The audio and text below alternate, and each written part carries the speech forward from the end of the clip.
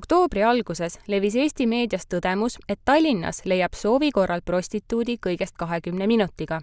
Samal ajal on hüppeliselt tõusnud ka korteribordellide arv, millest võib järeldada, et nõudlus maailma vanima ameti järele ei ole kuhugi kadunud. Fookuse toimetus viis möödunud nädalal läbi eksperimendi, mille käigus külastati erinevaid pealinna tantsuklubisid. Pealtnäha viisakate striptiisipaaride sisemuses avanes meile aga sootuks teistsugune maailm. Vene keelt kõnelev meesterahvas selgitas, et paari tantsijatega meil päris kindlasti kohtuda ei lubata ning kinnitas, et tegemist on igati ausa äriga, kus tüdrukud laval isegi riideid seljast ei heida. Algselt olid naaberäride omanikud nõus Fookusele anonüümse kommentaari andma, kuid keeldusid sellest paar päeva hiljem, väites, et ei soovi oma perekondade turvalisusega riskida.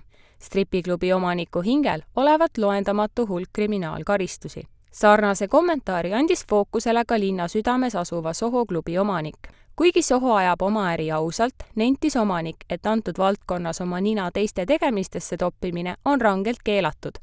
Omanik kinnitas, et on prostitutsiooni pakkumisest mujal küll teadlik, kuid isegi konkurentsi vähendamise eesmärgil puudub tal igasugune huvi selle vastu midagi ette võtta.